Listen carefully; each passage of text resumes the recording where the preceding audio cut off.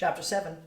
I drive home behind Daniel's Ford, letting my mind wander as the mountain roofs curve ahead of me, climbing and climbing through the redwood and cypress forest until the reservoir vista opens up in a breathtaking view. In the distance, the blue waters of the Pacific glimmer in the sun for a fleeting moment before the road turns again, and all I see is rolling hills. I lower the windows and enjoy the brisk winds that whips my hair, almost blinding me at times. I enjoy the sense of freedom it gives me. For a few minutes, my heart-wrenching troubles are gone. Pulling into our driveway in parallel with Daniel's Ford SUV, my eyes veer sideways to the neighboring house.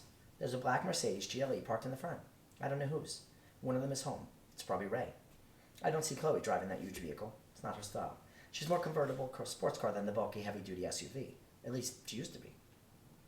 Our houses are almost identical. Single-story, two-car garage homes built in the late 90s when backyards were a little larger than a handkerchief. Still, land is expensive in Northern California. The two houses are built close together, merely 20 feet between them. I never cared much about the close proximity when Mrs. Moore used to live there. Now I have to keep in mind those walls are thin and the neighbor's not the sort I want to eavesdrop on our lives. On the other side of the house, a fence separates our street from the back of a convenience store and its loading ramps. It's not the most scenic of landscapes, but the former owner of our house did his best to keep up the old gray building out of sight by planting tall cypress bushes that obscure the view. In our peaceful cul-de-sac, it's just us and our new neighbors. I hate to admit it, but I just can't bring myself to believe their move is a coincidence. I keep waiting for something to happen, something that would explain why Chloe chose to live here of all places. She could have had a waterfront property like her parents or lived in San Jose with all the glitzy Silicon Valley folks, and yet she's here. My car door swings open and Daniel offers me his hand with a charming smile I can't refuse. I grab the roses from the passenger seat and follow him inside. Then I busy myself with finding a vase and arranging the red roses, one by one, until I'm pleased with the result. Rewarding myself with the velvet feel of those rose petals against my face, I place the vase at the center of the dining room table as Daniel starts clattering dishes in the kitchen. What are you doing? Making us an omelet.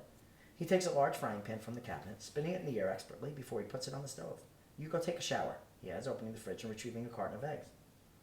Grateful, I hurry into the bathroom, eager to get out of these clothes and rinse off the tension accumulating in my shoulders. A few minutes later, when I emerge with my hair still clumped in moist strands, wearing a comfy V-neck and sweatpants, the kitchen smells deliciously of fresh, cheesy omelet with herbs and hash browns. While he sets the table, I linger aimlessly for a moment.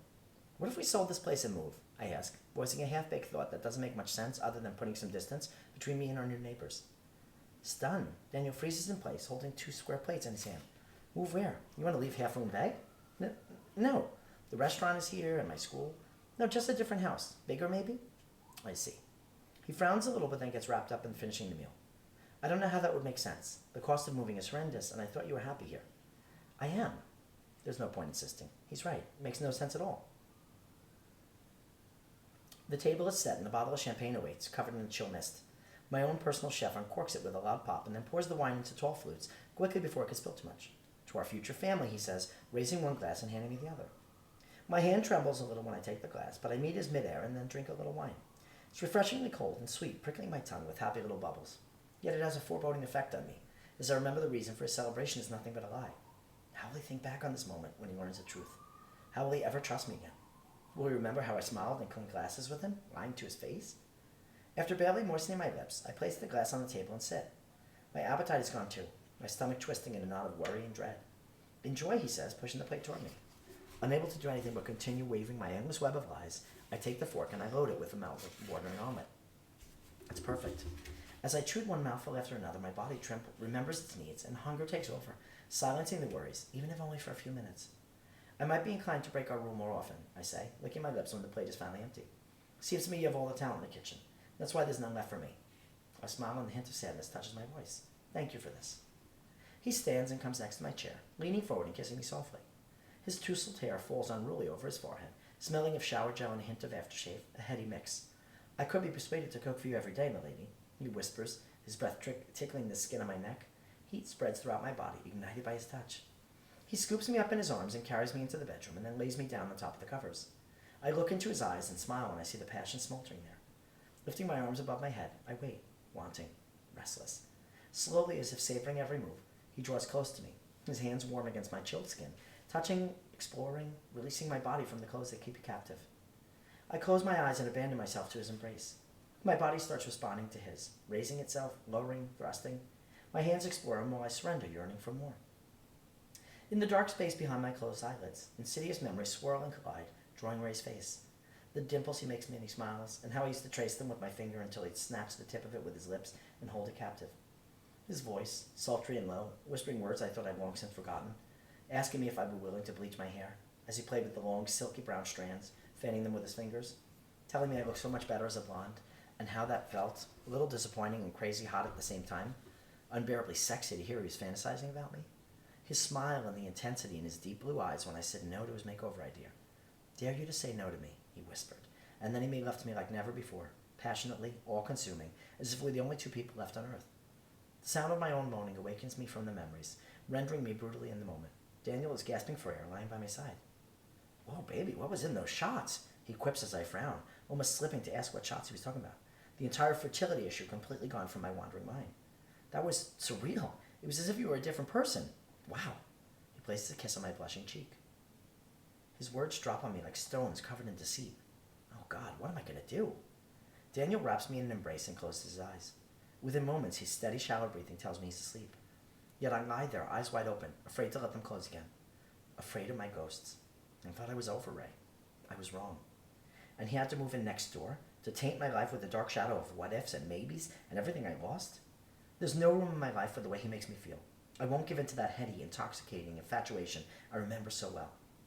Daniel is my life now, and I love him too much to let Ray ruin what we have. My breath shatters, and I slide out of bed slowly, unwilling to wake Daniel and face questions I don't have answers for.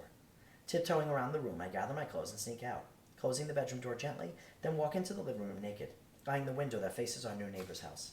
Thankfully, the curtains are drawn and no one can see me. I get dressed quickly, struggling more and more to fight my tears. There will be a time for crying, for coming to terms with everything that's happening, but that time isn't now, with Daniel sleeping in the other room. Maybe later when he goes back to the restaurant for the dinner rush hour. Looking for something to keep my mind off things, I walk over to the console table by the door.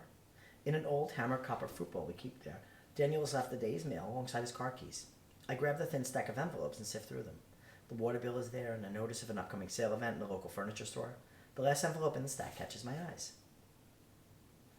It's thin and doesn't have a sender's name.